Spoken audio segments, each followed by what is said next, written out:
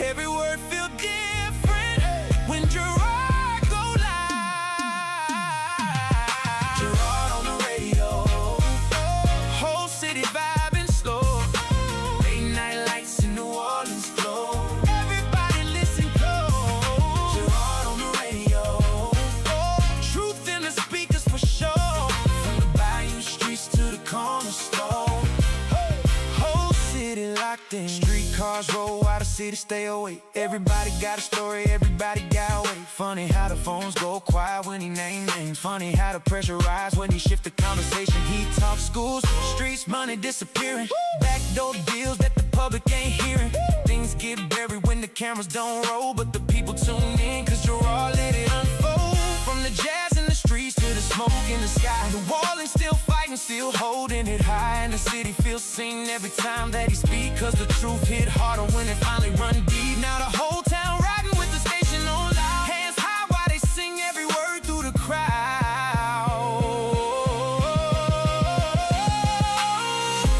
Can you feel the city breathing?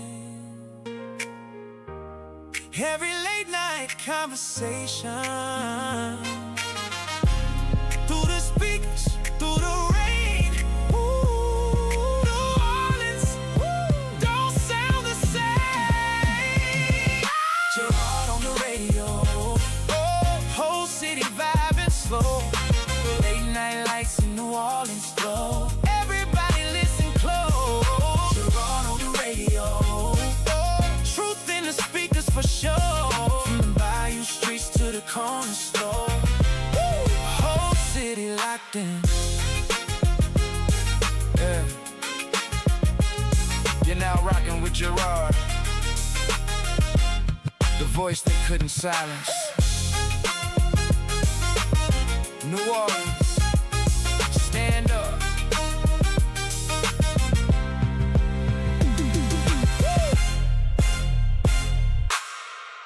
Good afternoon, and welcome to the Reality Check. I'm Suzette Bagneris, and I will be joined shortly by Gerard Stevens. Today, you can give us a call at 504-582-9422. If you want to join in on the conversation, we welcome that. We will be discussing today the further onslaught, as it appears, on Black leadership in this city. I'm going to begin by talking about a new lawsuit that we dropped today on behalf of Joshua Rondino. Joshua Rondino, as you may know, was employed as the top administrator of the Southeast Louisiana Flood Protection Authority East, which encompasses the Old Orleans Levee District and the East Jefferson Levee District.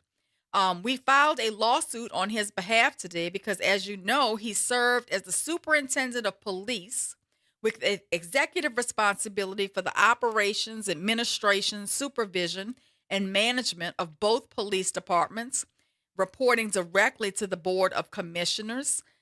He served in that capacity for quite some time, and he was recently terminated from his position. He was terminated without any reason, although his contracts with the board said that he could only be terminated for cause. No reason was given for his dismissal. This seems to be yet another attack on Black leadership in this city, and another seasoned attack based upon somebody making too much money and it just not sounding right to some of the powers that be. So this is an extensive lawsuit. I encourage you to go look at it in the record. It's over 200 paragraphs long, but it does drop a lot of information regarding what he uncovered as a whistleblower, what he uncovered as he worked for the levee board.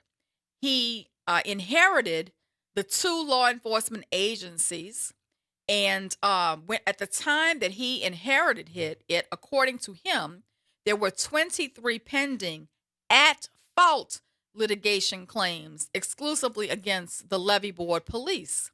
That means they were determined to be at fault for causing those claims. Additionally, he conducted a comprehensive assessment of departmental operations, personnel, policies, equipment, training, and budgeting, regulatory compliance, and administrative practices. And what he discovered was that substantial improvements were necessary to ensure that the departments operated efficiently, professionally, and in compliance with applicable law.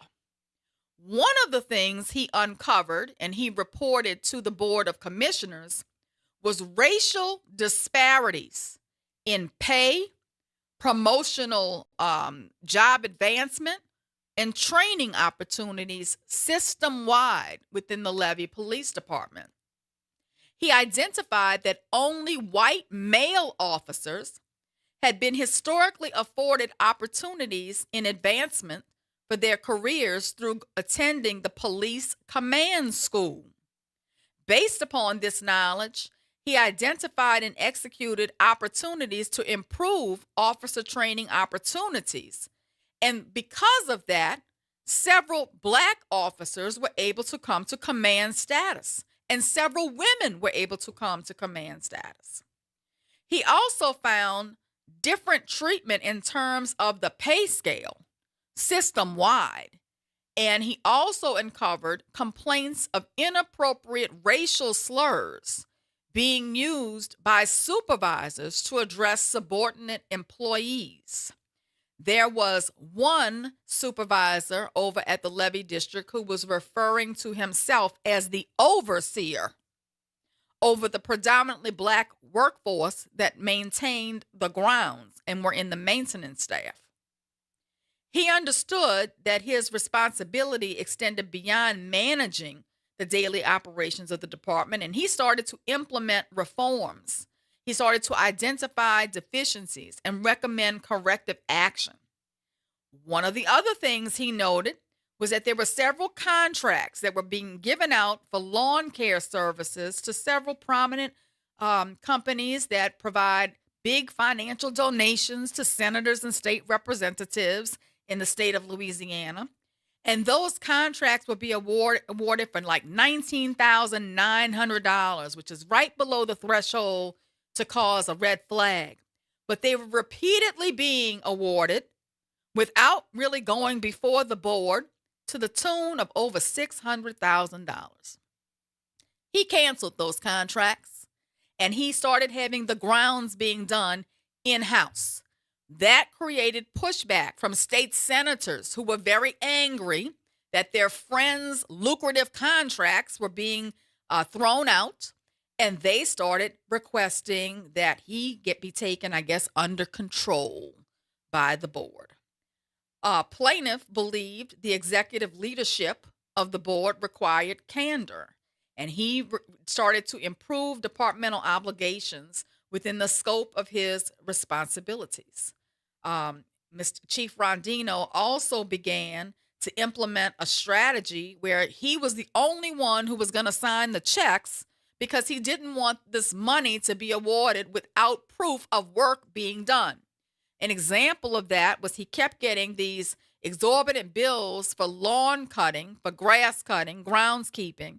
And when he asked for proof of the work having been done, there was no proof of the work having been done. So he stopped writing those checks to those entities and started hiring in-house, letting the in-house staff do those jobs. During the work that he undertook, there were a lot of pushback from state senators, we understand. And they started putting pressure on the board to change his contract, alter his contract, revise his contract. And so it went through several revisions.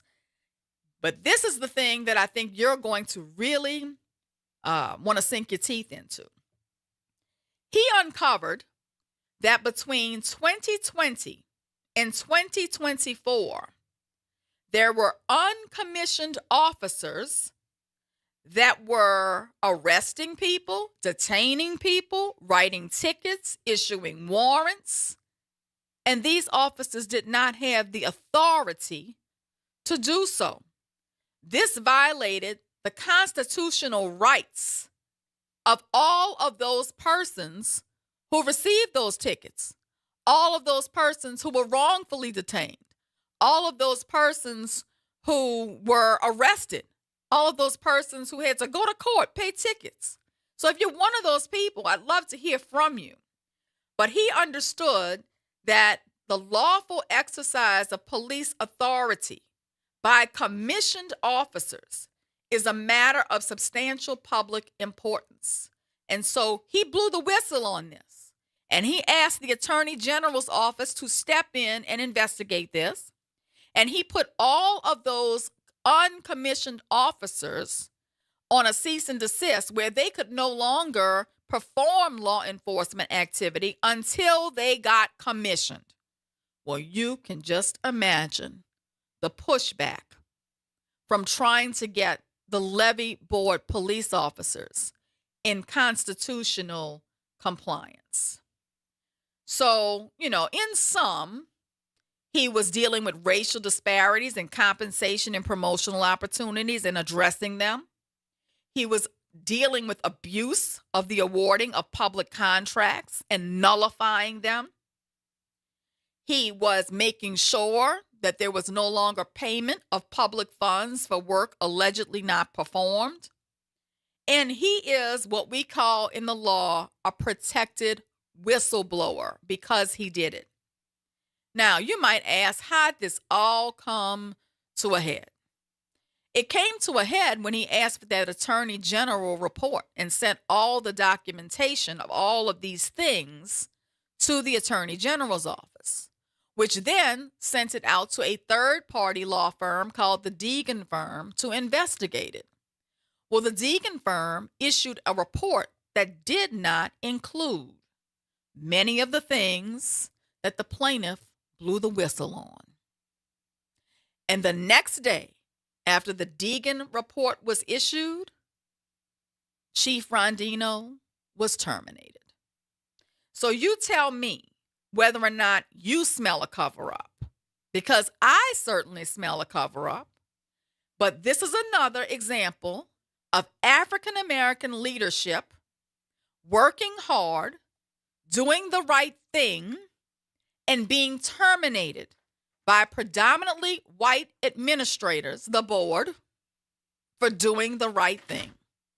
And of course, there were questions and news articles about how much money he was making, because we shouldn't be making over $200,000. So that's the spin that was put on it on NOLA.com, on The Advocate, on your local TV stations, that he awarded himself 2 contracts, that he was making over $200,000 a year, when in reality, he was given 2 separate job titles for which he received 2 separate paychecks that may have totaled over $200,000, all of which was drafted by the board's attorney and approved by the board. So here we go again with the same foolishness, where people are just doing their job, their payroll is being approved, but yet they get accused of doing something wrong. So that's the bottom line. So go take a look at that. I just wanted to share that with you. I think it's a great way to open a show where we're going to be talking about similar things with respect to New Orleans Police Department. We do have as our guest today, John Thomas. We are going to be talking about an interview that Superintendent Kirkpatrick did here on WBOK. And we're going to address some of the misstatements made during that interview based upon our own personal knowledge that we have all obtained by watching the Chad Cockerham case unfold and things we have learned in it. That was amazing. So I'm joined here now by the Gerod Stevens. I'm here with the overseer. I knew it was coming. I knew it was coming. You made the overseer today. I just want to. I'm the overseer today. I'm Okay, all right. I'm sorry, I late, boss. Uh-huh. Ain't that what Troy said? Y'all, I'm going to have a hard time today. Oh, baby. Y'all I'm just in don't his even- house now over at WBOK, and now I'm about to get a hard time I'm going to be the because bigger I gave person. him a hard time. She gave me a at the law hard time. Hard time.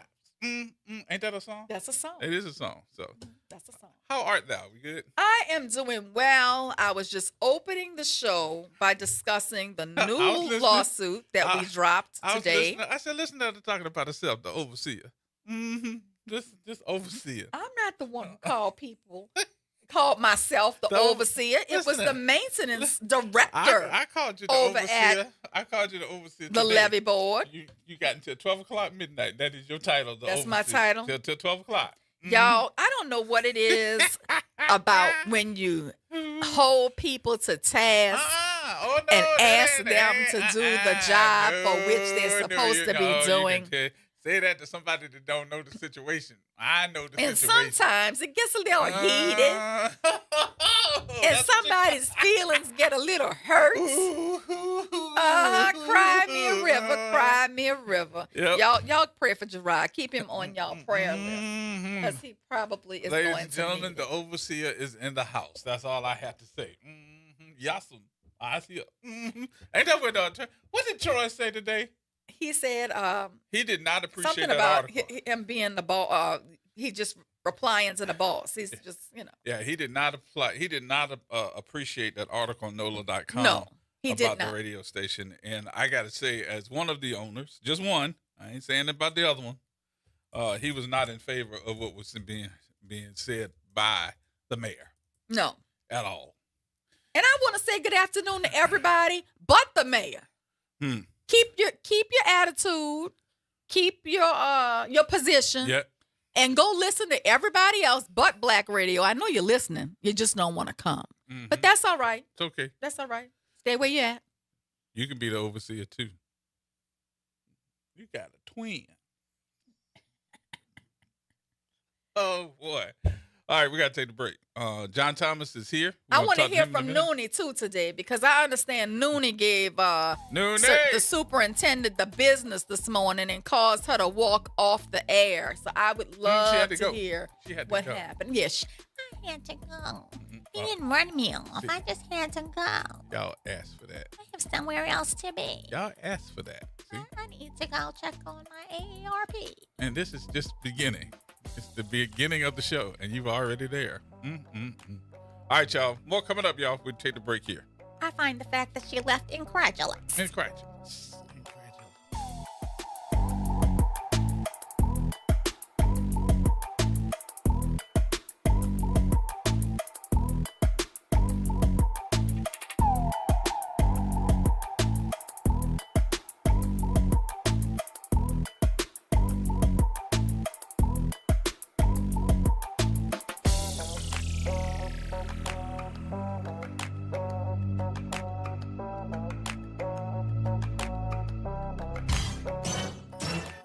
Hey, this is D. Riley from the 90s Hits R&B Jams. Make sure you listen to WBOK 1230 AM every Saturday night from 7 until 9 p.m. I'll be giving you the best R&B jams from the 90s. That's right, all your favorites and more. With me, D. Riley, your host of the 90s Hits, right here on WBOK 1230 AM or listen online at WBOK1230.com. WBOK, the station you listen to longer.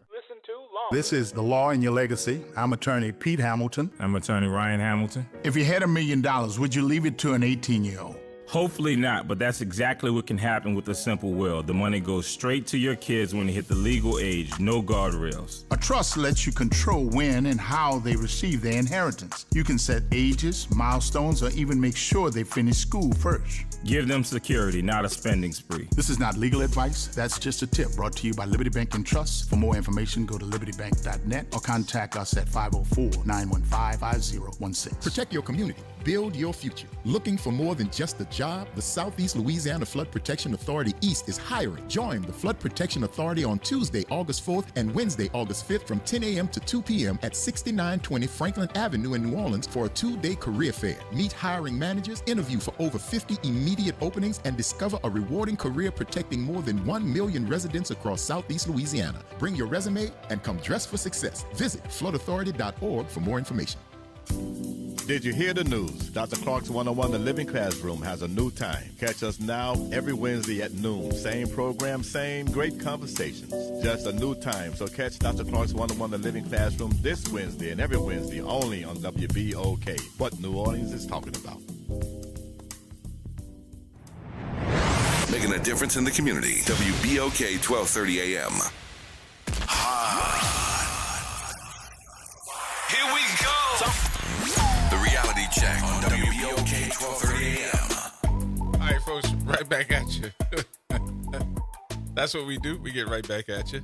It is, what's the day, Tuesday? It is Tuesday. It ain't even close to Friday yet. It's feeling Tuesday. like it's getting there, though. The week is slipping by on me. I've been so busy. In just a minute here, we're going to introduce our guest, John Thomas, who is the former Homeland Security Director and also former Assistant Deputy Chief for the NOPD. Good. I got that right finally. We'll talk to him in just a minute, but let's get Noonie on real quick. Noonie been holding on. What you say, Big Money? All right. Thank you, Gerard, for getting me on early. I'd have waited. But, you know, my mama had surgery, 3 hours of surgery, and they had to take, you know, get all the cancer. Thank the Lord they took all the cancer. So that's a blessing, you know. And I want to talk to the new overseer. She in here. Well, I want to talk to you, Noonie, because I understand You may have hurt somebody's feelings today. Yeah, what you did this morning.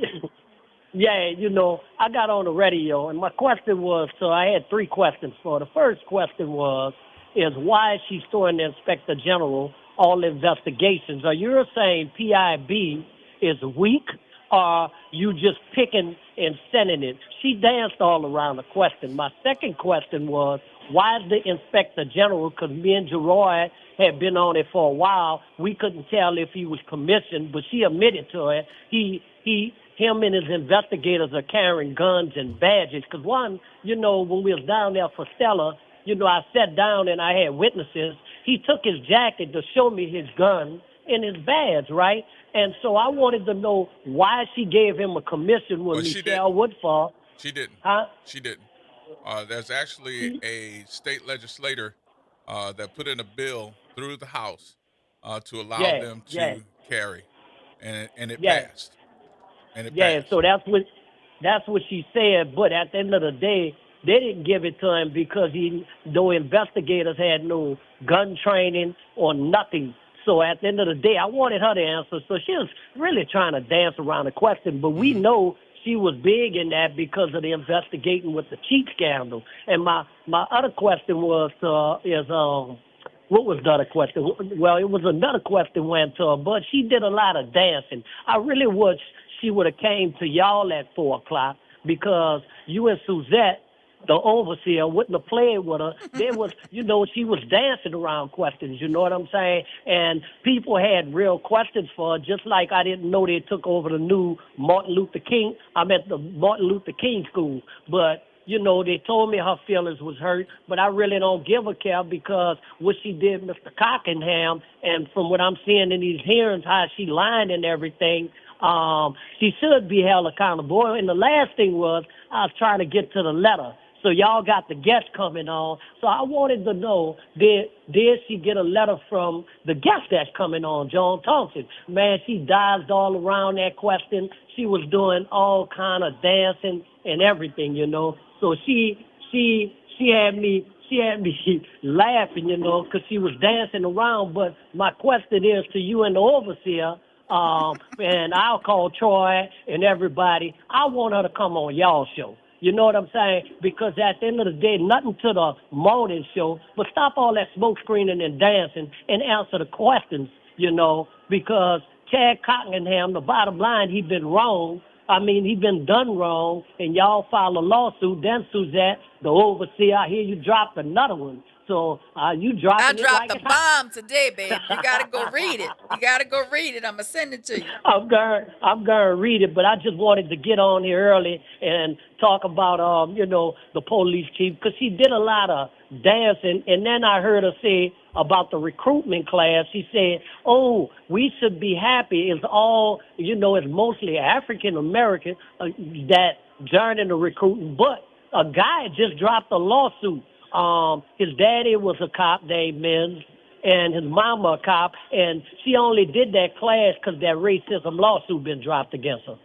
Well, I just want to address one of the things you said, Noonie, and I want to call her out for a misstatement, because the NOPD Operations Manual is section 52.1, paragraph 16, page 16, paragraph 78, because we have receipts, says that untruthfulness investigations shall not be outsourced. So for them to outsource the untruthfulness allegations or investigation regarding Chad Cockerham to the OIG is against NOPD operations policy and procedure. So at Chad's hearing, when she was addressed with this specific provision and asked to read it, she read it, and then she was asked, in view of this policy, why did you outsource this to the OIG? Because it seems that you did not have the authority to do that. She then cited to some sort of federal case involving Mayor Cantrell and said that in that case, she made a point of saying that you can't always do that. So then she was asked, well, you don't think the NOPD policy and procedure manual applies to you? And her response at that point was, no, she doesn't have to follow it. Yeah. I'm glad you correct that, Overseer. So I'm going to get off the line because I definitely want to hear from John Thompson, because he's been around, somebody highly respected, and I want to hear about that letter, But Suzette, I won't have to sue you because you hurt Gerard feelings by being called the Overseer. So, Suzette, I won't come against you, so please make up with Gerard. I did apologize to Gerard since his feelings were hurt, It's okay. Noonie. That's all right. His feelings were hurt, but he's still feeling a little soft about it. So, I'm going to let him have his fun on the air. And then as soon as the microphone goes off, she got the whip out. Talking about some, boy, what your name is. But Suzette, don't sleep on him because he's going to try to get you back now. Oh, the lick is coming. Oh, the lick coming. The lick back is coming. I know it's coming. Noonie, at least you know. That's all I had to say. At least you know. My I can't wait. paralegal, I can't Stacy, wait. said, So y'all y'all- really do fight like brother and sister. That's I'm right. like, yes, we do. Yes, we do. Yes, we do. And don't nobody come All for right, each y'all. other. But we going to be fine. And look, and can't nobody I else can't come wait. for her. Can't Right. nobody else come for her. That's all. So. I can't wait till y'all two go to court, because Suzette going to sue you, Gerard, if you do the wrong thing now. That's all right. That's all right. I'm But learning. you've been learning. Look, when Suzette was gone, I was impressed with you because you learned a lot of legal stuff. So watch him, Suzette. He's learning a lot. He is learning Watch a lot. He really is learning a lot over there. I And have he's to loving say. it. He's a loving quick it. study. He's a quick study. I think All one right. of the things All right, Gerard y'all. is Get- loving get about John it. Thompson on. Thank you, Noonie. All And right, thank you for all trying right, to hold all her accountable. Yes, ma'am. I think All that right, all right. one of the things that Gerard is liking is that here we can talk about solutions, but at the firm we can actually take action to redress some of something these about it. problems. Yep. So that it's a good thing hand in hand. And don't nobody think that we really mad at each other like that, because it's not. Oh, it'll be all over Facebook tonight. Yeah, I know. And it'll be mostly your friends. And don't let me not show up tomorrow. Yeah. They'll say, "Oh, he You made her didn't. mad, Ran and away, she didn't, ran away." and she left. She left." Joining us now, we got the one, the only, John Thomas, former deputy superintendent for the NOPD and director of Homeland Security for the city of New Orleans. Welcome back, sir, and how are you? I'm fine. Thank you for having me, Gerard. Appreciate it. Been a minute that we talked. You came in and talked to us one time before, but I did think it was important that you came. It took me a minute to try to get it because I wanted all this stuff to come through so that we could say, okay, cool. we know that you've done something too. Kind of address that for us so we can ask you some questions about that. So I was aware of an anonymous complaint that occurred, and the anonymous complaint was sent to the police department, the deputy mayor of public safety, Mike Harrison. It was sent to PIB, as well as to council member Freddie King, who was over the criminal justice coordinating committee. Mm-hmm. From what I understand, there was a letter that was sent anonymously. Well, I was following that letter just to see if in fact that anything would happen. There was never DI-1 cut on that anonymous complaint that I'm aware of. Mm-hmm. So one of the complaints I filed was, and I filed actually 4 different rules. One was Rule 3, professional conduct, and that pertains to NOPD policy 52.1, paragraph H, which says that any complaint received via NOPD anonymous source or third hand shall be, which is mandatory language, shall be investigated. And the court of law, shall means a whole lot. Shall, absolutely. Words make a difference. Right. And shall means that is mandatory language, that is not permissive. And from my understanding, nothing was ever done with that. So that's one violation of that. And then in paragraph 21, it also stated that every misconduct complaint, including anonymous or third party, shall be accepted by PIB or by a supervisor meeting the complainant. So that was my first violation, Rule 3, professional conduct on Superintendent Ann Kirkpatrick.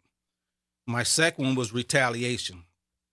On 3 different sections of NOPD policy, Rule 3, paragraph 12, it talks about retaliation. Retaliation for reporting misconduct or for cooperating with an investigation of misconduct and is a egregious offense shall be grounds for discipline up to including termination. Chapter 52.1 defines retaliation. NOPD expressly prohibits retaliation against any person who reports misconduct, makes a misconduct complaint, or cooperate with an investigation. Any form of retaliation shall be grounds for discipline up to including termination. And the third one under retaliation is chapter 26.3.3. So as you can see, retaliation is very important to the police department. Right. Right. And I'll take you back. I'm kind of dating myself. I came on the job in 1991, and I worked in the 5th District. Kim Groves made a complaint of alleged brutality. Mm-hmm. There was that's when retaliation really became a thing. Right. That she was retaliated against, and Lynn Davis. A lot of people think that he killed her. He did not kill her. He had her killed. He made the call for the hit. Right. So that just illuminate the point of retaliation and the anonymous complaint. Mm-hmm. So that's very important that the community knows that if they make an anonymous complaint, that they will remain anonymous and there won't be any retaliation, preferably. Let me ask you a question here, and I think that Suzette going to jump in a minute that I ask this. But is there really such thing as anonymous in this legal field that we're going through with NOPD, OIG, and maybe even the IPM? Would you agree? Well, it became very clear to me and very disturbing to me that an anonymous complaint, 4 anonymous complaints were made, to be quite honest. Mm-hmm. And they made a point of trying to chase down the IP addresses to identify the persons who made the anonymous complaints. And as Mr. Cockerham testified in the civil service hearing, what reason would you have to identify an anonymous complainant other than retaliation? Because honestly, John, this ain't about no fraud. This whole issue ain't about none of that. This issue goes back to the cheating scandal of taking the tests for the promotions of captain. And we have to be very specific, differentiating the payroll fraud, which is a total separate investigation, from the cheating scandal. Absolutely. 2 totally different investigations. And I'm getting kind of tired and they're of starting them to cross conflating over. them. Yeah, they're starting to cross over into, and even in Chad's termination letter, it talks about public payroll fraud. That is not what he was terminated for. It was not. And I want to be really clear about that, because there's a reporter on NOLA.com who continues to misstate what he was terminated for. she continues to say in news articles, which is defamatory, that he was terminated for payroll fraud. And has been told several times that that's not true and has yet to retract it. Right. NOLA.com, you've got an issue. You've got a defamation issue because it has been told to her repeatedly he was never terminated for payroll fraud. And I don't know where y'all keep getting this from, that he's under criminal investigation for it, because he's not. So I don't understand where that's coming from. I think it's a wrongful conflating of issues, Right. meant to cause confusion, meant to try to tarnish his reputation. And let's put something else in perspective here, too, with that, because this is something that needs to be put out here because of, I'm not going to say that they didn't know, but in that story that's been told about Chad, not only payroll fraud, because that's not true, but I'm also taking a look around and saying to myself, isn't it true that the NOPD, when they have these type of investigations, that they are supposed to be in-house and not a third-party outsource? According to Chapter 52.1 that Ms. Suzette read, yes. And Not outsourced. Not outsourced. And it was outsourced several different times through Correct. a law firm, From my understanding, it was sent to a law firm. It was sent to the OIG, Attorney General's office. and asked by the district attorney who turned it down. So this was actually shopping to see if you get somebody to prosecute Chad Cockerham. Absolutely. And I was in internal affairs for 7 years. Anonymous meant anonymous. We would not go back. And I'm going back a couple of years now, and we was talking about the Skip Gallagher, and I had a conversation with Superintendent Kirkpatrick about Skip Gallagher. And on Chad's case, when he went to the law firm, they had like 4 years of complaints on him for payroll fraud. Skip Gallagher sent in an addendum to that, pushing it back to 10 years. Mm-hmm. And I explained to Ann, and I explained to also the monitors, that your statute of limitation is 4 years. Why are we going back 10 years? Even if he was to be found guilty of payroll fraud, the statute of limitations have ran. So why are we going back 10 years? But they went back 10 years trying to get accommodate Skip Gallagher on this thing. But I had two more. Mm-hmm. Go ahead. One of them is untruthfulness. That's my third charge. And untruthfulness come in where she says she did not fire him for, she did not fire him for filing an anonymous complaint. Her position is that she fired him for truthfulness. Well, the truthfulness is based on anonymous complaint. So you fired him for allegedly making an anonymous complaint. So that was my truthfulness. And the last one was the neglect of duty, where she said in the hearing, at Chad hearing, that she sat in on the hearing. Chad brought up, and Bridget sent the email to the city attorney, Chad brought up the fact that they violated his police officer Bill of Rights. She's an attorney. The Bill of Rights is pretty easy to read. It's easy to read. There's some things up in there that need to be clarified, but it's pretty easy to read. She said in that hearing, when Chad brought up the police officer Bill of Rights, and she neglected to do anything when Ken Petro alleged that he don't have to follow the police officer Bill of Rights. Right. And on the stand, And he's acting on behalf of the NOPD. And on the stand, she initially said that the IG can do the investigation where they do it, and then when questioned by Jessica, she eventually admitted that he has to follow police officer Bill of Rights, whether he's a target or a witness, and that's explicit in the police officer Bill of Rights. Absolutely. So that's my 4 things that I have on her. And June 12th, I filed this complaint. June 26th, I received the PIB number. November 8th is the drop dead date. 75 days plus the additional 60 days for the extension. So this number has been cut. The number has been cut on June 26th. So November 8th is the date that something needs to be done as it relates to this complaint. And you have, coming up. Even though that you are retired, you understand the Bill of Rights. You Yes. still have full ability, because you just stated when you came on here that anybody that has a complaint can file one. Yes. Correct? Yes. But you got proof. You got receipts. Yes. And he has institutional knowledge. Right. You know, he has been with the police department in numerous capacities for a career spanning over 3 decades. In addition to that, he is an attorney. So he is very well aware of what the law states. And just for your reference, our listeners, Louisiana Revised Statute 40:2531 is the Police Officer Bill of Rights. And it establishes the minimum procedural protections for law enforcement officers who are under investigation with a view toward possible disciplinary action, demotion, or dismissal. And some of the key provisions that were violated in this particular case regarding Chad Cockerham were: one, notice of the investigation. At the time that he was contacted by Ken Petro and asked about, do you know anything about an anonymous complaint regarding the captains and majors promotional exam, he was clearly under investigation because they had already had an IP address that they had linked to his home from the payroll fraud investigation. You're not supposed to use information obtained in one investigation in the other investigation. So let's just say that problem first off. But he knew at that point he was investigating him, and he did not provide notice of investigation to him. At the beginning of any interrogation, the officer must be informed of the nature of the investigation, the identity and authority of the person conducting the investigation, and the identity of everyone present.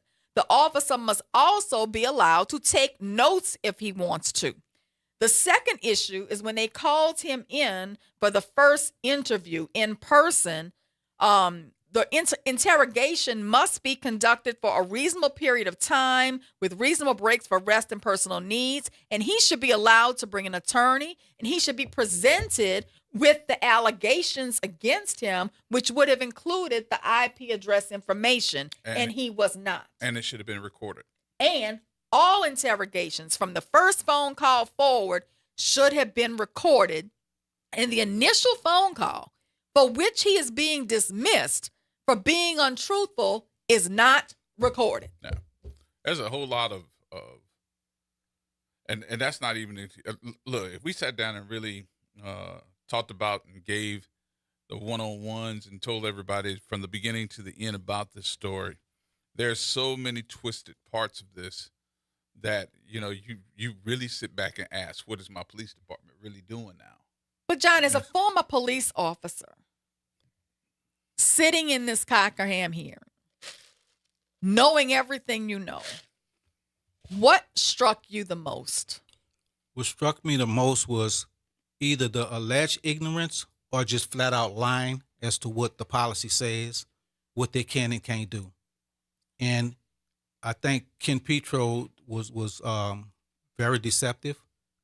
He knew on January 27th or 29th, he called it the 27th, Chad phone record said the 29th, that he believed that Chad was untruthful. The city is trying to use the Abbott case. The Abbott case was an inquiry that Surpass did to see if, in fact, there were possibly a violation. January 29th, he knew of a violation. He should have initiated an investigation then. Using the analogy of the Abbott case, the police department can find out you have a violation. If I commit a battery on Gerod, they can find out in January, and it's not the DI-1 don't get cut until they can wait till December. So now you got an officer out here who committed a crime on the street for potentially 11 months. What's the DI-1? No, because they say it's not a formal disciplinary investigation until it's formal and in writing. All right, gotcha. He knew January 29th that he believed Chad lied. That is a violation. They didn't cut anything until July 18th. As a police officer, what did you think of the testimony where he allegedly memorialized that January 27th or 29th phone call and then testified under oath that document was drafted contemporaneous with the phone call, and then we find out it was actually done by the metadata in April, several months later? I thought that he was very arrogant, and he stuck with his lie, even after they had Chad identified that the phone call happened January 29th, and he continued to stick with that. I had the ability to pull up some mega data myself with somebody helping me out on another case. It doesn't lie. It tells you exactly when they went in the computer, Who did it? who changed it, and who computer it changed Right. it came from. So for him to sit there and double down on the fact that he did it on that particular day, he just flat out Lied. was not being honest. I think that when Chad broke down what the metadata was, the part that got to me the most, being that I sat there and went, what? And I think I looked at you first and said, what the hell? And the reason why was because Chad basically told him, like, hey, this is what the metadata is, blah, blah, blah, blah, blah, blah. Jessica asked him, Ken Petro, about something about metadata. He threw his hands up and said, I don't know nothing about metadata. But he that had was his just just whole testified case. for 2 hours about 2 metadata. hours about metadata. That was his whole testimony.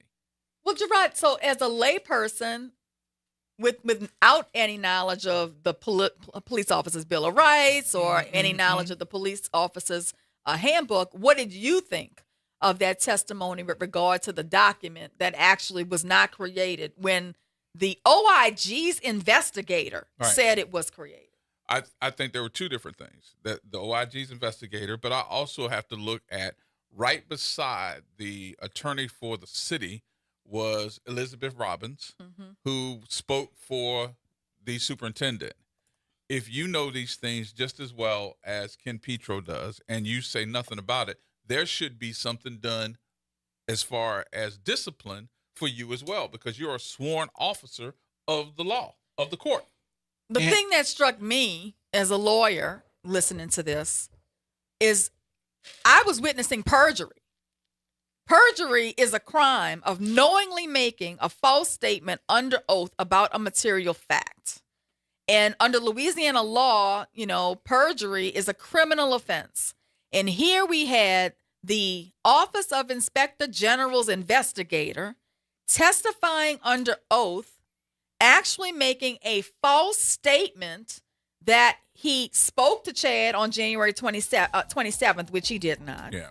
And that he created a document that he was presenting to the court as being created on January 27th, that he says he created and that he had not until April. To me, that was a false statement under oath that he knew to be a false statement, and that statement was very material to the case. All right, we got to take the break here. We'll take the break. We'll come back.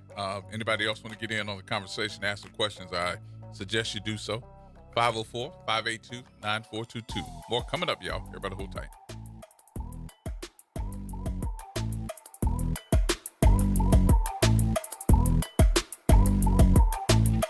Hey everybody, it's Graylin Bryant Banks. And Kimber White Dupree. From the front porch, y'all. You know how we do every Monday. It's Moving Monday. And Tuesday is Trivia Tuesday. And y'all know we have nothing but bad cheering coming through here on Wednesday. But stick with us. On Thursday, we travel. That's right. And Friday's Free Your Mind Friday, so get your brass up. Something on your mind? Want to get it off your chest? Holla at your people. WBOK 1230 AM, the station you listen to. All day long. Life has a way of shifting priorities, changing needs, and pivoting plans. Home Bank is there for all of them. Their bankers partner with you for every step along the way, from understanding your needs to celebrating your success. Home Bank is invested in the vibrant spirit of our community and in you. So partner with them. Stop on by any banking center in the greater New Orleans area or visit home24bank.com to get started today. Good for business, good for life. Home Bank, a member of the FDIC. This invitation goes out to all of us unworthy sinners who's been saved by the grace of God, where you and I are only made worthy by the blood of the Lamb and our Lord and Savior, Jesus Christ. We're FIJTC, Faithers in Jesus the Christ. My name is Mr. Rocky. You can tune in to WBOK 1230 a.m. Sunday mornings from 8:30 a.m. to 9 a.m. Hope to see you there. Hey, Pontchartrain Park. Thanks for listening to WBOK. Here we go. The reality check on WBOK 1230 AM. All right, folks, welcome back. Welcome back. It is Tuesday. Is today Tuesday? Yes, it is. Yeah, it's Tuesday. Have to keep track of what day it is. Joining us in studio here, former Homeland Security Director for the City of New Orleans, we've got John Thomas with us, who has also filed a report. They have to answer this then, correct? According to Police Officer Bill of Rights and their policy. I said report, but this is a complaint. This is a complaint. a formal complaint. How long do they have to respond to your complaint? They have 75 days by statute with an addition 60 days with an extension. So it's a total of 135 days. So from June 26, when they initiated the formal disciplinary investigation number, 135 days, take it out to November the 8th. Somebody has to answer this. Well, they're supposed to answer the anonymous complaint too. So you're saying they have to. I don't know if they have to. But no. I'm thinking she has to answer this because of the fact that it's been reported that she's going to another job. But if she does, and I'm not saying that she is, but if she does, she leaves with an open investigation on her record, on her jacket. She would be resigned under investigation. And some years back when I was in internal affairs, we used to close it out when they left. It was determined that you still have to finish the investigation to the extent that you can, and you close it out with a disposition. So she would be resigned under investigation and determine whether they find her sustained or not. That would go into her record. And you don't want that on your record. I don't have it on my record. No. Yeah, I'm 30 years. saying. No, Right. It's not a good thing. If you resign on the investigation or retire on the investigation, a lot of police departments across the country would not take you. And what she said this morning is that she's to be treated like everybody else on the Will Sutton Show. Well, when it comes to complaints, she's to be treated like everybody else. Obviously, PIB cannot do her complaints, so they have to either be farmed out or, she said, handled by City Hall or the city attorney. And when I had one with when I was director of public safety, that the Skip Gallagher made a complaint on the then superintendent, Michelle Woolfolk. I handled it because I had the skill set, and it was signed off by the city attorney. Gallagher made her complaint against? Yes, yeah, because Keith was signing off on the investigations, and the policy said Keith Sanchez. Okay. And PIB has always signed off on investigations because it makes no sense for the superintendent to sign off on an investigation on the front end and then have to come back and be the final authority. So I asked him to change the policy, but he made a complaint that the superintendent wasn't signing it himself, that Keith was signing before the statutory time. And I did that complaint in-house as a director of public safety because the police department didn't fall under me, under the Mayor Cantrell's administration. Let me ask that for your, just because of your knowledge. I mean, because you went up the ranks. How long I known you? 30 years? Just about 30 years. So I've seen you come up the ranks. Been proud of you ever since. But one of the things I wanted to ask you, and I should have asked you this a long time ago, have we been nitpicking like this before? And because these guys are making $200,000 or more a year, isn't it because we see the fact that we have a police department that's low in the number, and these guys are doing a whole lot more work to try to keep this city safe? And why the black ones? Because I got a list of white guys that also make this $200,000 or more, and they're not on that list. This is the worst I've seen it ever. And back in in the early 90s, when they had the Lynn Davis and everything, people used to come to work with a regular shirt and dress at the station because they was embarrassed to come to work as a police officer. It's almost, if I was still on the job, I would probably be to that point, or I would have retired. It's as bad as I've ever seen it, with the nitpicking and the disparity on how they handle these different cases. It has to affect morale. I'm sure it does. And it's like, she used Chad case as a high profile, and I questioned the thing of a high profile, and I was like, what that? And then in the hearing, she said that he had ties to the mayor. Well, the mayor would pick up the phone if I was the deputy chief or whatever. If I'm on the scene, she'd pick up the phone and say, what you have going on? She'd call a detective. What's going on? So it wasn't uncommon for her to show up at the hospital if you got injured or whatever. So for her to say he had ties to the mayor with no context, that's why it went out as a high profile. Nothing went out to the IG before that. And it's just recently they started sending stuff to the IG now. But nothing went outside of the department, especially on an officer. It went out on the executive staff, but never on an officer. Is the ethics board the only watchdog on the behavior of the IG? As far as I know. So I really would like the ethics board to look into the testimony of Ken Petro with respect to this Cockerham hearing, because there is no doubt in my mind, after hearing the testimony, looking at the metadata of the documents, that he literally did commit perjury at this hearing. And I think that it is something that needs to be looked at. I mean, after all, we're looking at the Inspector General's office to play a very important role in protecting the public and ensuring the propriety of police conduct, and also to a certain extent protecting officers who are wrongfully accused of wrongdoing. And if we can't trust the words and the documents coming out of that office, we have a big problem. Yes. I did a little research on the Police Officer Bill of Rights, and it doesn't specifically say it, but I hope that either in Jessica's paper that she submitted to the court, that they address the fact whether or not IG can in fact investigate police. Because if you read the first paragraph, it just suggests that law enforcement officers are the ones to do that. And I raised this issue when they was talking about farming stuff out before, is that they wanted to keep it away from the police department. I said, but they have to know what the Police Officer Bill of Rights have to say. They have to know that they have to give a notice to rent a statement form. They have to know they have to record it. They have to know all these different things. If you take the police department and don't allow them to communicate with the outside agency, they can miss that and be misinterpreted, like Ken Petro said, he only thought it was the target.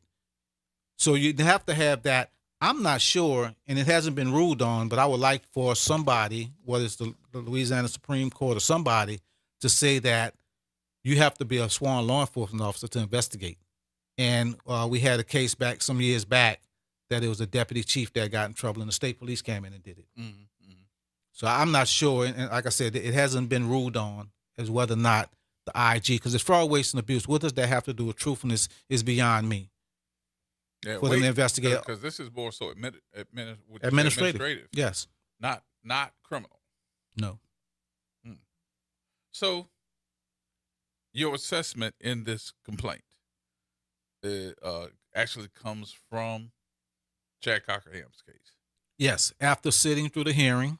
And you did not miss a day. You did. You After sat sitting through the hearing. Yes. And I saw and heard what I heard, having worked in PIB, to downplay an anonymous complaint and to go get somebody's IP address. And I go back to the Kim Groves, the Lynn Davis.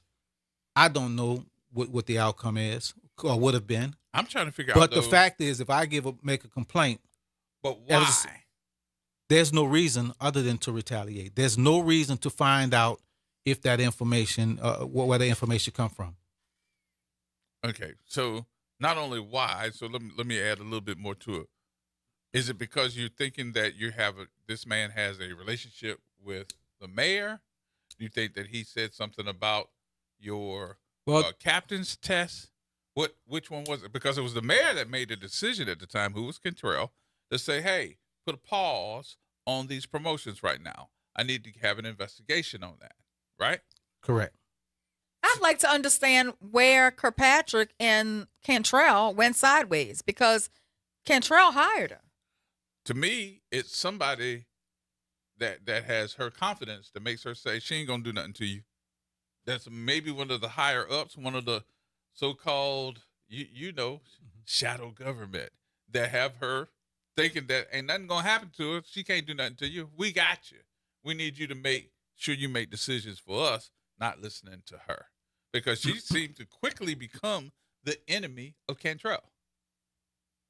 I'm not trying to get you to say, yeah, I see the same thing, but I mean, it came to my attention very quickly that she's not listening to the person that chose her to become the mayor of the city. It was like you were automatically saying, thank you very much, but I'm going to throw you to the side. Even in this investigation about the captain's test, because of the fact that she said, let me get this written document from a federal judge that I just happened to go horseback riding with to say the investigation was done is okay. And what else I found kind of weird is that they mentioned that Chad's wife had no skin in the game because she didn't take the major's test and she didn't take the captain's test, but they didn't use that same analogy on Chad. They called Chad. Chad didn't call them and say, hey, look, I have some information. They called him. Correct. About this. He couldn't take the test. He couldn't get promoted off the test. He had no skin in the game as it relates to the captains and majors test. So why would you call him? If it's somebody you call that was on a list or was in competition, then you make it say, you know what? I could see why they may file an anonymous complaint. The only reason you called him is because in connection with the payroll fraud investigation that went nowhere, you linked his IP address to the anonymous complaint. Otherwise, you would never have called him. But to call him and not say he was under investigation absolutely violated the police officer. And they just went so far, and I had to I voluntarily went give a statement to the OIG. And they actually asked me, well, he was about to ask me, and I interrupted him. Is me and Chad brothers? That was one of the stories they had gone, and me and Chad went to St. Aug. First, Chad went to 35, I went to St. Aug. Mm-hmm. My daddy was dead 5 years when Chad was born. Unless there's some miracle out there that I don't know about. My mom only had 2 kids, me and my brother. If they would have did any type of investigation, you'll know my brother got killed in 1996, and we were the only 2. Y'all don't share the same last name. What made them think y'all were brothers? The fact that y'all both are black? But I guess, I don't know. And where did that even come from? Right, where did it come from? So what kind of investigation are you doing that you're trying to figure out if I was my brother? What does that have to do with anything anyway? But that was do something else like that, throw some other stuff out there like that during the investigation? During the hearing? Yeah, during the hearing. They also utilized the media to try to throw things out there. I mean, we had reporters calling us with ridiculous questions that had no basis in fact, that we knew they were being fed by the NOPD. So, I am just amazed at how far they went trying to find some law enforcement entity to hold this man criminally responsible for something that they never fired him for. Correct. So it's just very bizarre. We got to take a break. Yeah, we way late for our break. We'll take the break here. We'll come back. For all of our Facebook listeners and watchers, we are working on it right now to get it back for you. So hold tight. More coming up, y'all.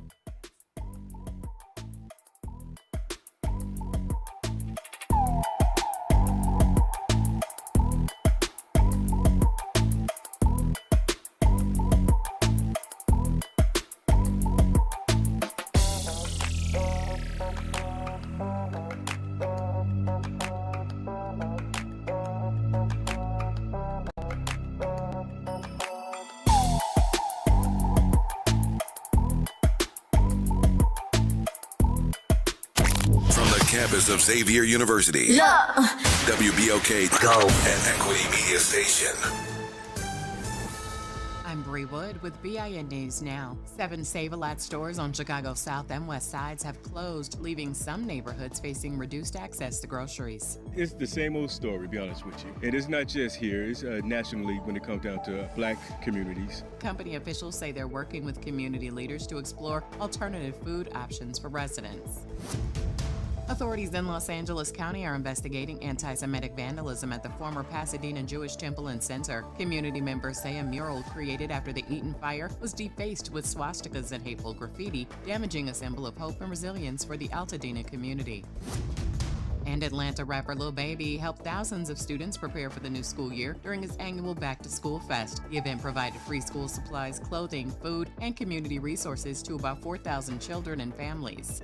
Get BIN News Now on demand 24/7 on the iHeartRadio app.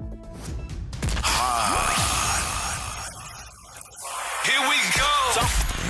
The Reality Check on WBOK 1230 AM. And we're back. It's WBOK 1230 AM. The phone number to call in is 504-582-9422. You know, John, as I watch all of this and watch it all unfold on a day-to-day basis with a new black police officer in leadership, either from NOPD or the Levee District or the Lakefront or wherever, getting accused of payroll fraud, having their name smeared all over the television, article after article saying, they've committed payroll fraud when it has not yet been proven. And the other law enforcement agencies, such as the DA's office and the AG's office, refusing to prosecute. I just wonder, I mean, where are we headed with NOPD? And how is it impacting the man on the street who's just working very hard, but now having to watch his hours more carefully because he doesn't want to be accused of a crime? Well, the 16, I'm going to give you a little history on the background of 16 hours and 35 minutes. You used to work 24 hours of overtime, 24 hours of detail, but you couldn't work 48 hours of either, which made no sense to me. So I spoke to the mom to say, would you get tired on the detail or you get tired on overtime? I said, because 48 hours is 48 hours. So they raised the detail hours up to 32 and the 24, and it was requested that they're allowed to work 56 hours, up to 56 hours.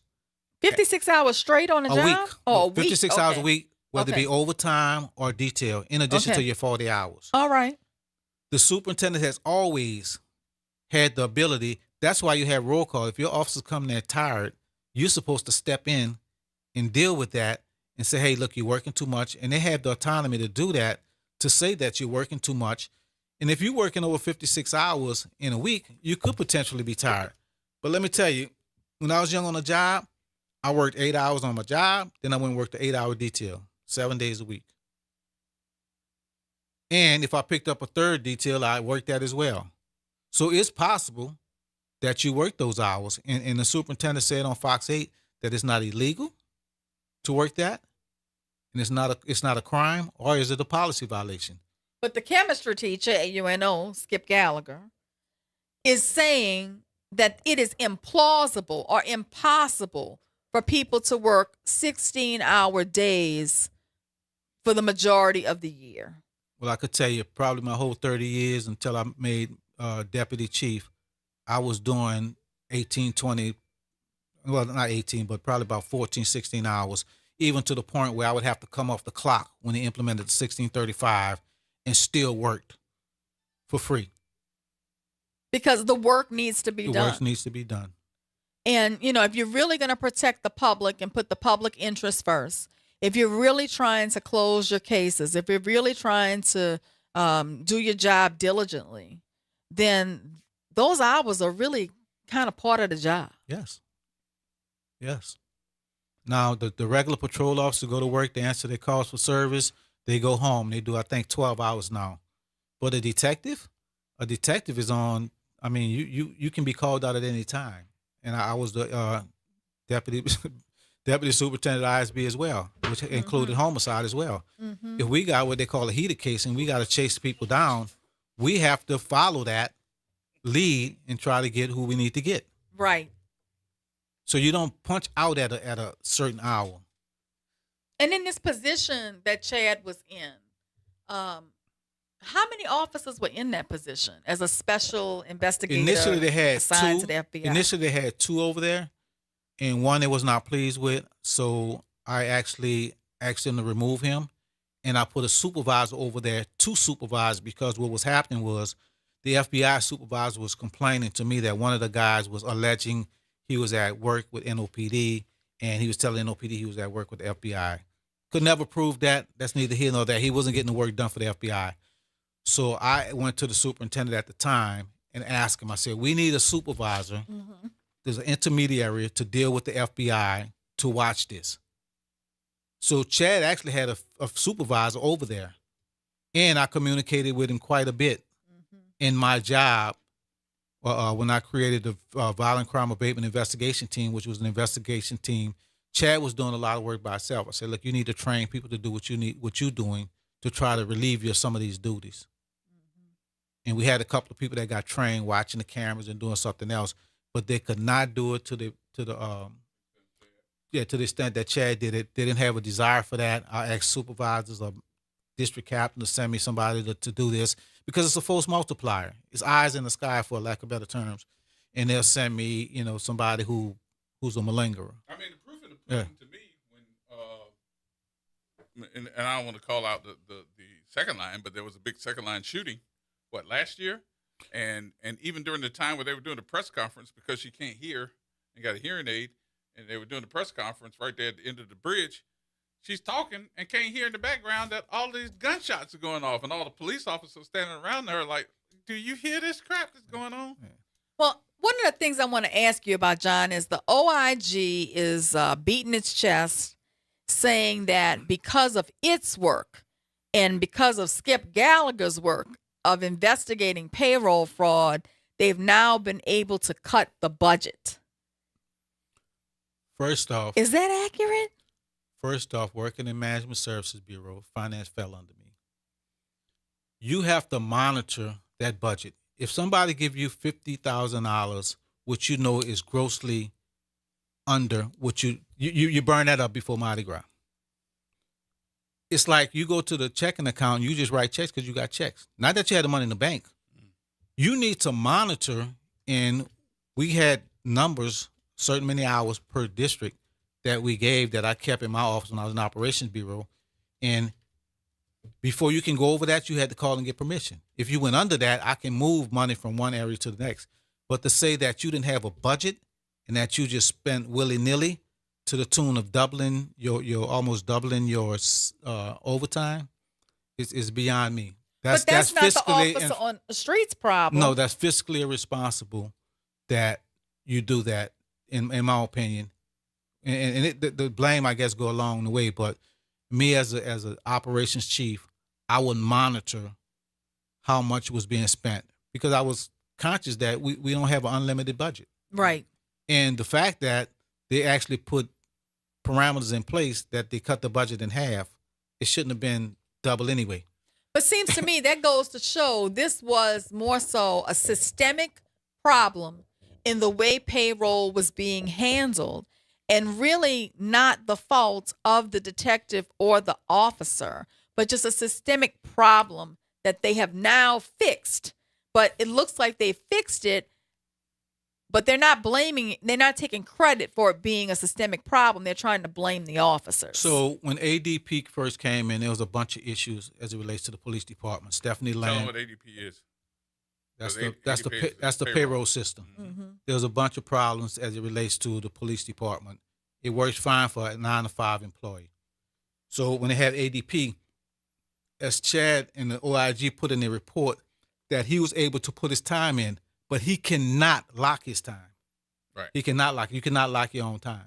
Could you explain that to people? Because I had a difficult time explaining to the reporters who were covering this case and saying, oh, he's going in and putting in his own time and he's approving his own overtime.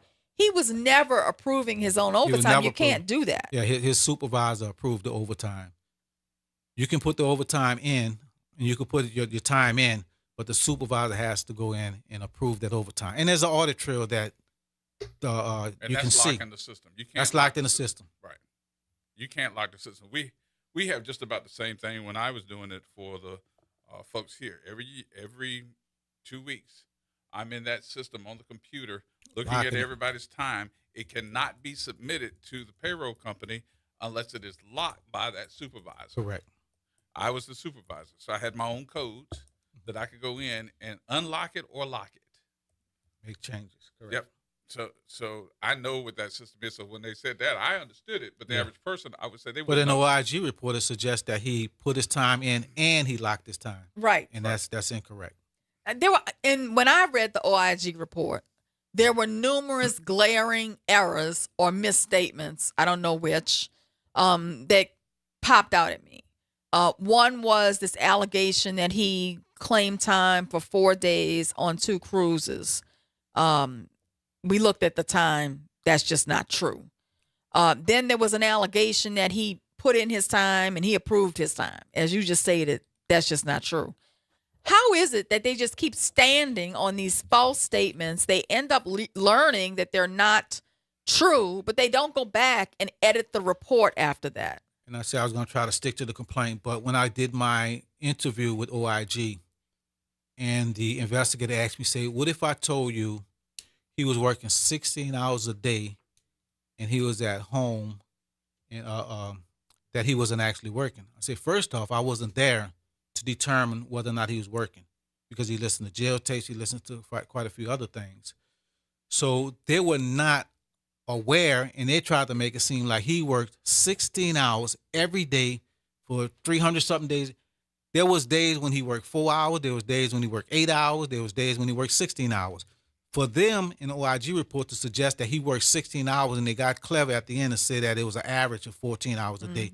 But the fact of the matter is he didn't work 16 hours per day every day for 365 days, and that's the picture they wanted to paint. And that's the picture they've given to the media. Yes. And it's what the media has run with, and it's just not true. It's not true. They're not working 16 hours a day every day for them 300-something days. They may work 8 hours. They may work a 4-hour shift. It's not 16 hours a day as they're suggesting. And when they say it and phrase it as an average of, I mean, that's just not fair. It's making it seem to the public that they're working this schedule every day. Correct. When actually it's not. They started saying an average at the end, but initially it was saying he worked 16 hours and 35 minutes every day for 300 Well, just like when they started off with Cockerham's trial or appeal, they were saying the IP address linked it to his computer. And then they ended up having to say, well, okay, not his computer, his house. but Jessica also asked the superintendent, if I told you that it was not linked to his computer, would you have changed your position? She said no. Right. And Jessica objected after that, but it still made it to the record that she said she would not have changed her position, even that she knew it was not his computer that actually did that. I guess my question would be, maybe you can answer this because you were so linked of time on the police department. At what point in time did we consider Skip Gallagher to have professional knowledge of policemen's Bill of Rights, policemen's time frame as far as how they operate without having to do the ADP system, and of course, who's calculating that time when he is qualified as a teacher over at UNO, but does he have any background in law enforcement? Not that I'm aware of. And you could read some of those payroll records, and if you don't know what you're looking at and looking for, it could be misleading. It could be misleading. But Skip Gallagher came on a set when one of his employees, one of his students was working for the police department, and PIB went and pulled him out of his apartment, and they wound up, that was a whole big thing with that they pulled him out of his apartment, and he went back and talked to Skip Gallagher, and that's when Skip Gallagher came on the set. But payroll fraud, I have no idea which makes him an expert. And if you look at the payroll records, I can pull payroll records right now, and unless you... Because he's a chemistry teacher at UNO. Yeah, I mean, numbers are numbers, but if you don't know what you're looking for and how to calculate it, who changed what, who did this, and how it came about. And if you don't understand the job description Correct. of the particular officer, because every officer does not do the same job. Every Correct. officer is not riding around in a cruiser to show up at roll call to put their finger biometric on there to say ADP system, go ahead on and clock me in. It doesn't operate that way. Correct. And all that was brought up when the ADP system was implemented. All right, let's take the break here. We'll take the break here. We'll come back, have some more conversation with you in just a minute. Hey, Ron, hold on a minute. We coming right back, y'all.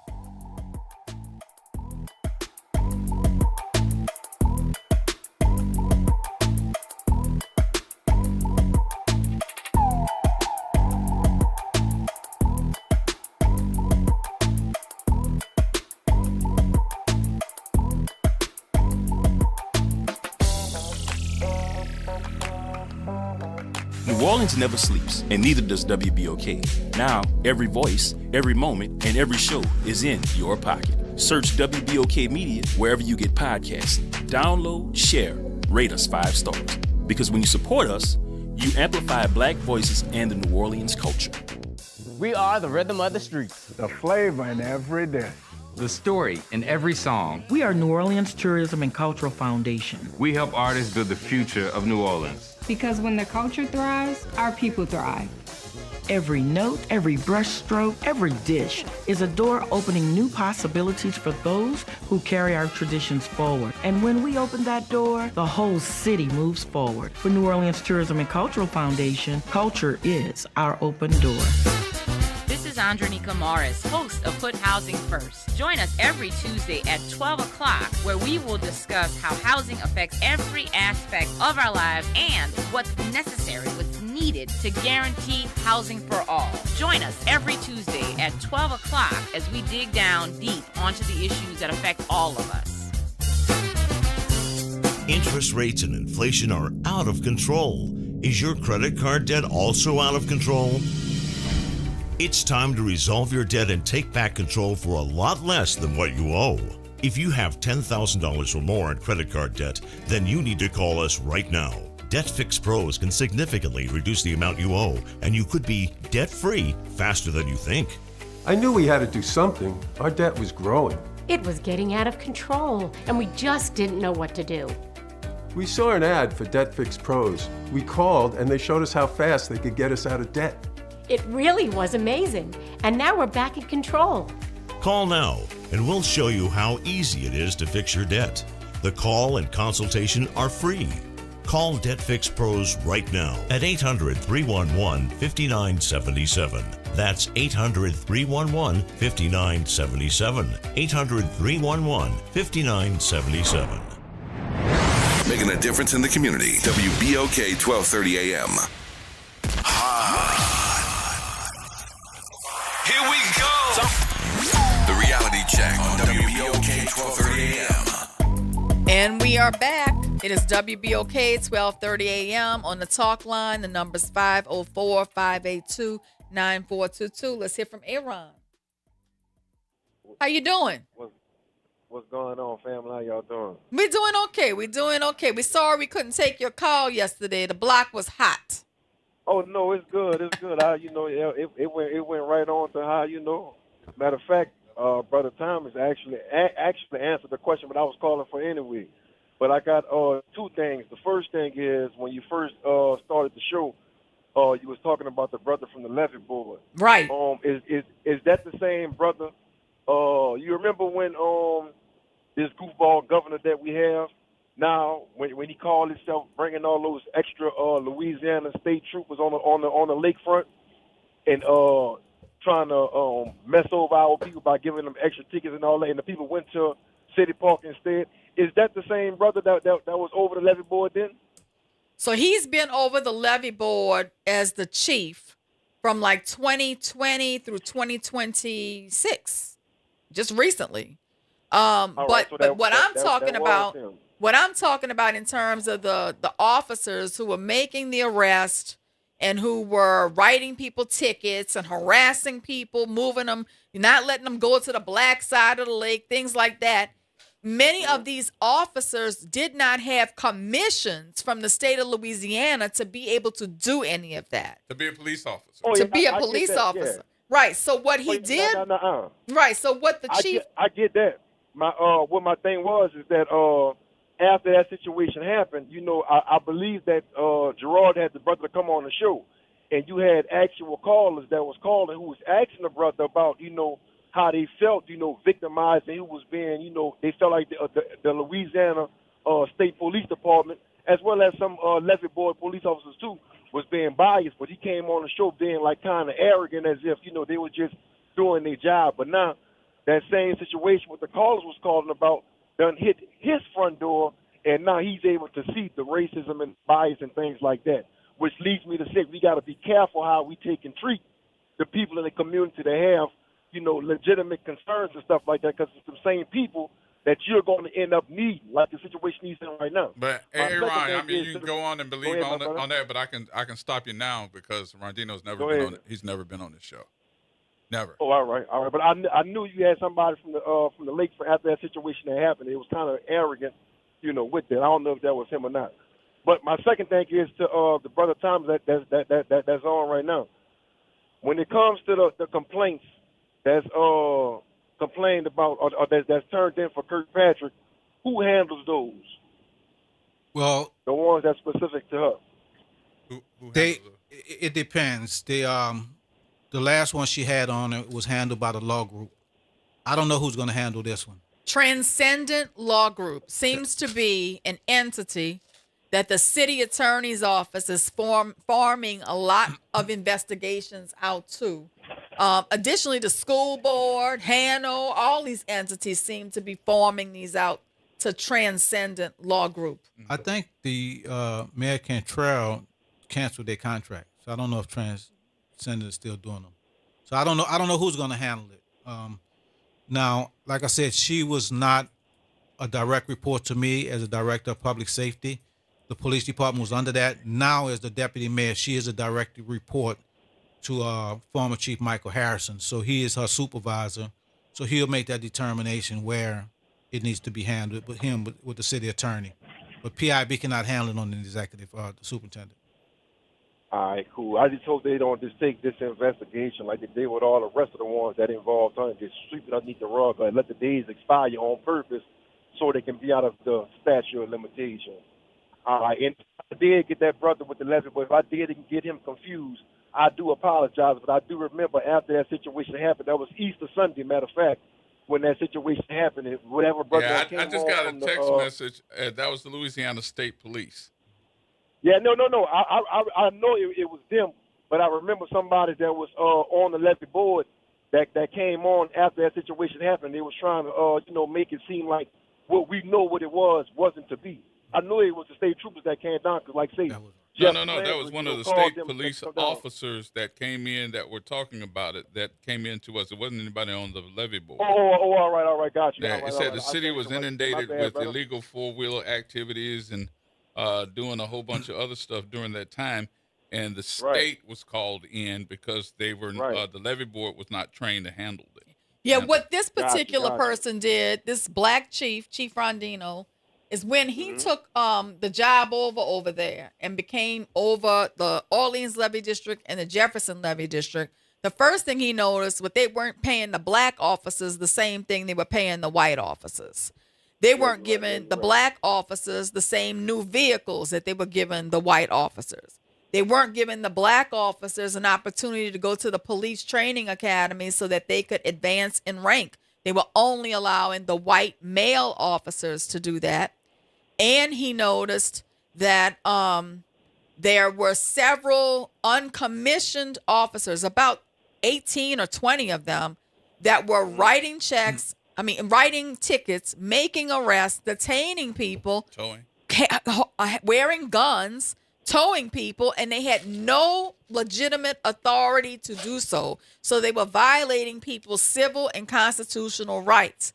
So he immediately stopped them and put them on probation from doing that, alerted the state police that they needed to commission these officers. And until they could get commissioned, they weren't allowed to be on the street doing any of that. But they had been doing it before. Gotcha. They had been doing it before. So there's a lot of people who got tickets, who got arrested, who got warrants on them, who had to go to court, who had to pay fines, that never should have done it. It never should have happened to them. And you are owed some type of, I think, reparation for this. I mean, if you've been, because if I'm not mistaken, Suzette, and we're right, about 800 different cases? Oh, 800 different cases. We are currently investigating this, and we do intend to follow up on this and file suit on behalf of those people. 800 folks. To the chief, Rondino, how we pronounce his name, Rondino, right? I apologize for mischaracterizing you, my brother. Yeah, you're right. Yeah, he was rocking the boat over there, and they just really didn't like the fact that he was rocking the boat. And when he asked the AG to investigate these things, they issued a report and fired him the next day and left all of those things out of the report. And that's the same thing what happened to Officer Carol Cavalier, the brother that from the state police. I know Cavalier. The state police, he stood up for righteousness, and they got him out the door by all the police officers who was on video that had a hand in the assassination of Ronald Green. All of them got off. Yeah, the minute these officers killed himself. The minute these officers stand up for what's right and do, as they say, get into good trouble, trying to equal the scales and, trying to make things fair and equitable across the board and try to have constitutional policing, they get rid of them. Because he had issued a report to the Board of Commissioners saying you potentially have civil liability for the violation of 800, constitutional rights, 800 people's constitutional rights. And the minute he put them on notice of the fact that they may have civil liability for this between 2020 and 2024, they terminated him. Mm-hmm. So getting back to you, I want to kind of go back a little bit, JT, because one of the questions again that I had was, how did we get to the professionalism of understanding who was getting investigated from a civilian that's had no training about police work? Is this just because I got one and now I'm the professional? Because who do we have before? Who was the professional about any type of policing? He died. He was a professor. Oh, you know what I'm talking about. Yeah. Oh, Scharf, Peter Scharf. Peter Scharf. But Scharf could tell you from A to Z Well, what's going on. Scharf also, because I had him as an expert in several of my premises liability cases. Peter Scharf, by education, was a criminal justice major and a criminologist by profession. By profession. And so he came to this from a law enforcement kind of background. But that's what I'm asking. And he also was a statistician.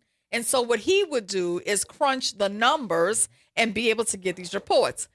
Skip Gallagher is no Peter Scharf and will never be a Peter Scharf.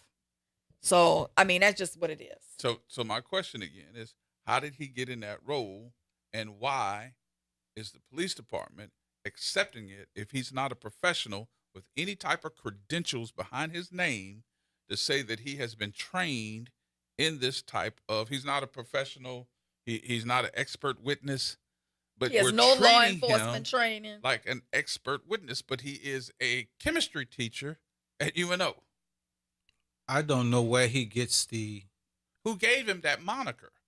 I don't know who gave him that moniker, but he's just a complainant that makes complaints, and he all black officers. and he cherry picks who he make complaints on, because when this complaint initially started, we're gonna go back prior to the Chad Cockerham and some of the other ones.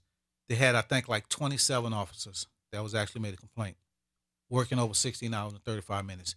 They did an audit. It was well over a couple hundred officers that fit in that category. Mm-hmm. They only investigated the 27, majority of them being black. I don't think there may have been one or two others. I don't even know if they were white or Caucasian. But there was like 27 that they chose to investigate. Okay, so since we're talking about statisticians and knowing the numbers and crunching numbers, I had the ability to look at that captain's test. You don't have to answer this, but I want to let you know. I don't know if you can or not.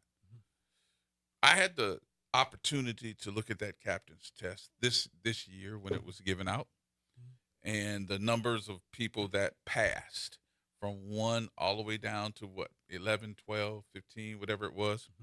Several of those officers I've known for years, and I know the dedication that they've gone to, Kendrick Allen being one of them. But I also looked at some of those officers and said, where they come from? And had the opportunity also to do a comparison of what they did the last time they took the captain's test. So my question, and Suzette, this is while Dr. Shepard was on the air with me, and I asked Dr. Shepard, I said, Dr. Shepard, can you get your folks from Xavier to look at this and give me some math? Because I'm looking at this and saying something's not computing. How do you go from number 68 one year to number 1? Or how do you go from in the top 50 to number 4, 5, or 6? In terms of their score? Of their score. Okay. When you they must have been studying very hard. When you according to Kirkpatrick, you can go from last to first. She said she did it. Well, we see what she's doing too, so that answers that question. Well, that was her position, that you can study hard even though you flop on one test, and you can do well on the next. But these police officers aren't crazy. So I mean, they're making statements. They just can't speak up because of their role as a police officer, what they can and what they can't do. Especially in light of this anonymous thing. Right. Now they're really scared. Why would anybody come forward now? So seeing what happened to Chad Cockerham. So I'm looking at this and saying to myself, nobody's really going to step up and say anything, but you hear the chatter. Yes. And the chatter is they had a meeting, a group meeting of those officers that passed, where there was one person within the police department. I think you know who I'm talking about. I'll be calling the name because she gets very, very nervous when we called Gwen's name. But anyway, saying that she was the person that was holding these different meetings with those groups and having a study group. Is that true? I'm not sure. I heard the same thing you heard, but I was a subject matter expert on one of the things, and you specifically signed a form saying that you will not hold any type of study group and you will not share that information with anybody. So that is something that you signed. Yes. So As a all subject those matter expert. officers have signed that. No, the subject matter expert. Oh, the subject matter, and who was the subject matter expert in this test? From what I understand, Gwen was supposedly a subject matter expert, but I haven't confirmed that. I haven't really looked into it. Okay. But the I bigger, heard the same thing. Yeah, and the bigger thing is, I was the deputy chief, and I was the subject matter expert, I think, on the captain's test. Mm-hmm. Whether she was taking it or not, if she was a captain or major, I don't understand how you make them a subject matter expert if she never been a major. And you're a captain. This was the major's test. So maybe Major Burkhardt, who was the only major, should have been a subject matter expert as to what a major should be doing. But Major Burkhardt has also been fired. Yes, I'm just saying from a practical thinking out loud, if you're a captain, you only did captain work, you don't know what a major did. Mm-hmm. If there's a captain and major test, who would be a subject matter expert on what major did? A major. Who would be Major Burkhardt. Or at least a deputy chief, just for the thing of the rank, because you are doing the job as a deputy chief, would have much more responsibility than the captain, because a captain run a particular division, deputy chief run the whole bureau. All right, let's take a call here. Cedric, you've been holding on. What you say, man? How you doing? Hello, how are y'all? Good. My concern is this. Part of the issue with NOPD, this is why the Independent Police Monitor's office has to stay independent. It cannot, it cannot lose its independence. I want to know, to Council at Large members J.P. Morrell, Matthew Willett, and to the other male members, whom all happen to be black, Jason Hughes, Freddie King, Eugene Green, you all should be concerned about what's happening on the Orleans side of this levee board issue with the police chief, and you all should be concerned about what's happening with the NOPD police chief. You all are too quiet. We are not holding you all accountable. I would like to know what's the position of the ACLU as well as the Urban League. And I'll hang up and listen. All right, Cedric. I don't think none of us. You just asked some great questions, because I don't see anybody who is supposed to be a community leader leading on this issue at this moment. None. Well, what's going to be I guess, what are you looking for in this complaint? Are you looking for answers? And the answers that you're looking for, is there like a hearing? I'm just looking for a fair investigation. Irrespective of the outcome, just give me a fair investigation. And when I read the investigation on a charge, let's say for the anonymous complaint, what did you investigate? Who did you talk to? And how? Because it seems pretty obvious to me. It says anonymous complaint shall be investigated. That's permissive. If it wasn't investigated, then it appears to me as a violation. Retaliation. Cooperate with an investigation. He talked to him. So he cooperated with an investigation. So if I cooperate with an investigation, whether he filed it or not, that's what she fired him for, is the cooperation with the investigation, anonymous complaint. I would just like to see in a narrative the justification why it's not sustained, why it's sustained, or why it's exonerated. I just want to see in a narrative a fair investigation as to, just on the outside looking in. I didn't interview anybody, so I don't know. But just on the outside looking in, if you cooperate in investigation, or you're making a complaint, anonymous complaint, you cooperate in investigation, and you come back and fire me because I filed an anonymous complaint, that seems pretty standard to me that it should be sustained. But like I say, I hadn't done the investigation. That's all I'm looking for. Just do the investigation. The outcome is neither here nor there, as long as you could justify it. I do want to talk about your complaint, though, because what did bother me, And John, I'm gonna be straight up with everybody here. You and I had that conversation about the complaint, but what I was concerned about was the fact that when you turned it in, did they cut a number on it immediately, or did it sit? I turned it in June 12th, and it cut the number on June 26th. Now, they say you have up to 14 days to classify a complaint. But once I make a complaint with allegations, as far as I'm concerned, you're cognizant of it. It's actually a complaint. And when I was in internal affairs, the formal disciplinary investigation would be cut at that time once you make a complaint with allegations. I don't need to wait 14 days to determine if, in fact, there's something there. Self-explanatory. It's self-explanatory. But they cut the FDI on June 26th. And I don't know if they were looking into it or what they even looked, what took 14 days from the 12th to the 26th. It's self-explanatory. To me. It's pretty cut and dry to me, too. Yeah. As a matter of fact, I read it on air. I think you were gone when I read it on air. You were out of town, but I read it on the air. And I was saying to myself, okay, so when is this going to become a complaint that they're going to cut an investigation on? Correct. And nobody could answer that question. Once you determine that there's a potential violation, that you can, like, separate and apart from the Abbott case where Surpass said, look into this. Mm-hmm. They looked into it. Once they determine that, hey, we have a possible violation here, that is when you cut the formal disciplinary investigation. Once you determine that there's an allegation or there's a potential violation, you should initiate an investigation at that point. Okay. Final few minutes here. We got to take a break. We'll take our last break. We'll get ready to wrap up today. So let's do this real quick here, and we'll come back with more. If you got calls, get them in now, because John going to be leaving us in a few minutes. 504-582-9422. And also, let everybody know that it's still up. Tiffany Coleman's, what is that? GoFundMe. I forgot what it was.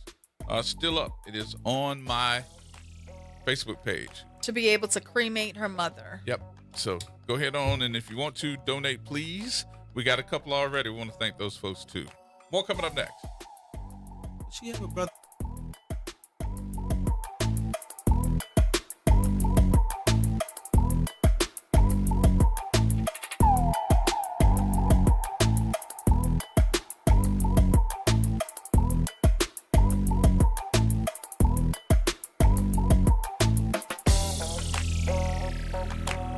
AURN News. I'm Ebony McMorris. Funeral services for the late Senator Lindsey Graham begin today. An arrival ceremony took place this morning at the U.S. Capitol, where an Armed Forces body bearer team brought his remains into the rotunda, honoring his service in the Air Force.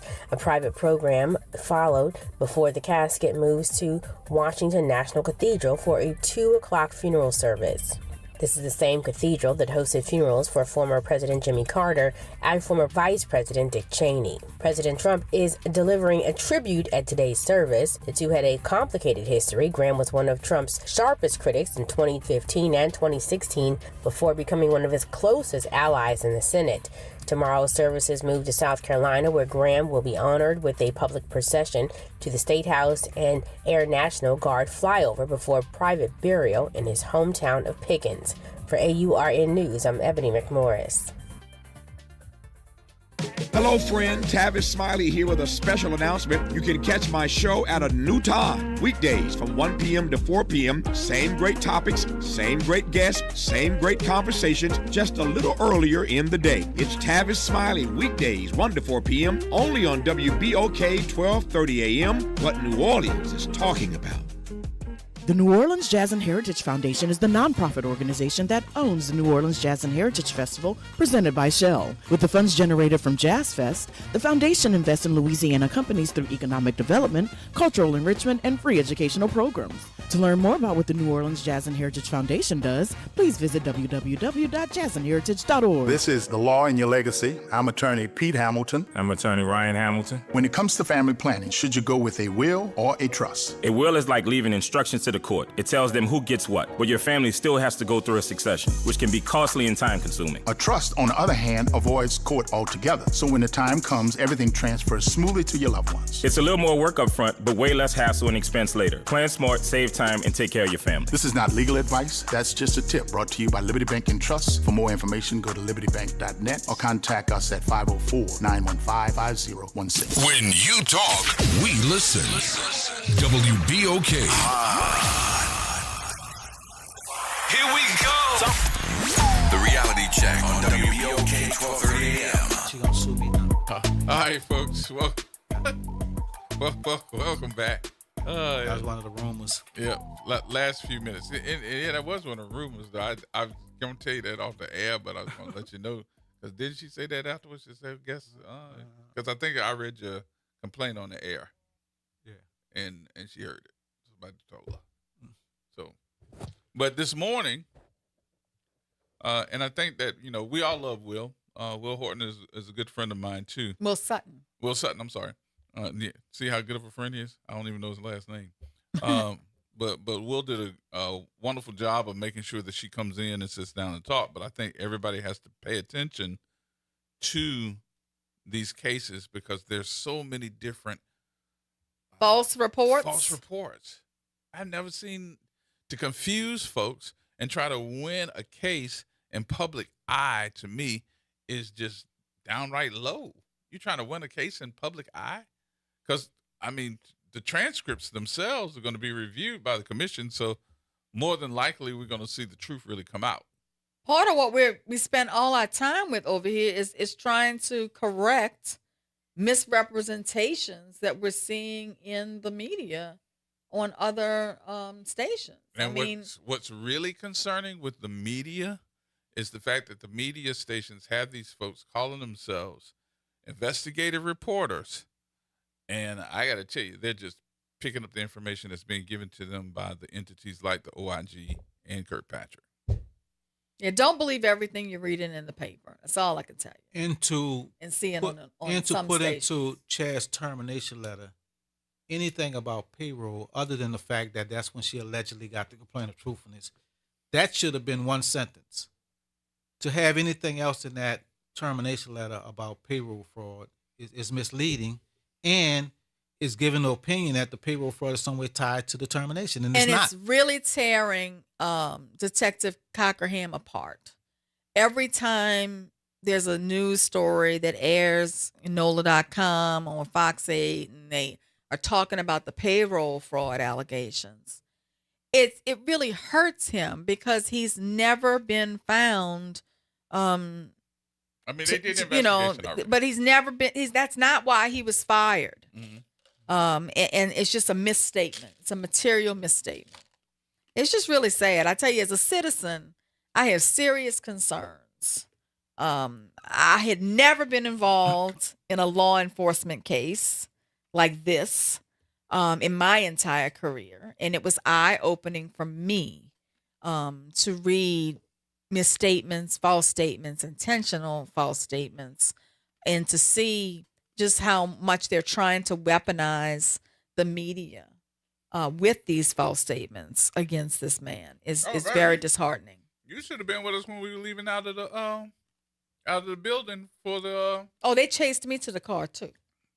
They got on the elevator with us, antagonizing this man. Yeah, and me. They literally chased me to the car. And I was having an asthma attack at the time. You might remember struggling. And they literally chased me to the car, asking me questions that clearly were based upon false information they had been given.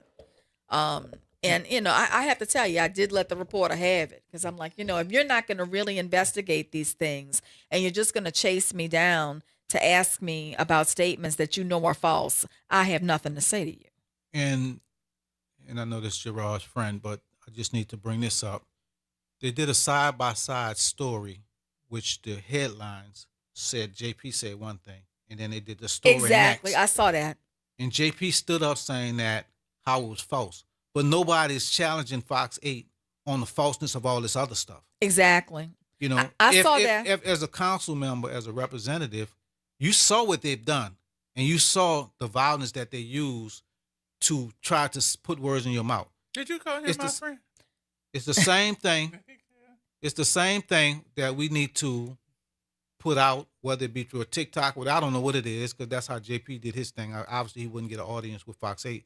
But it was clearly that they misrepresented in that article what he said.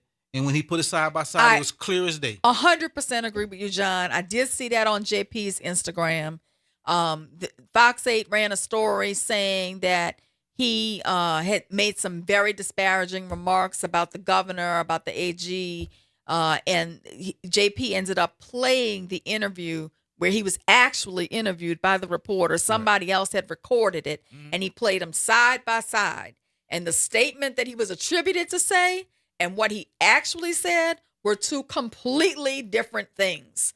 So, I mean, if JP should see it, he should be able to hear what we're saying is going on, and somebody should get down to the bottom of all this. Yes.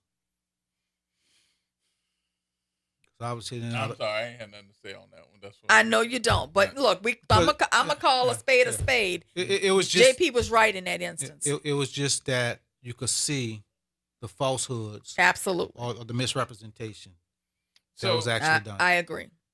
So I think the only thing that we can probably do about that, especially when we get down to this case, is to start looking at these media entities that are making these, because it was no question whatsoever that the reporter for one of the television stations that was after Chad, he was not there for good intentions.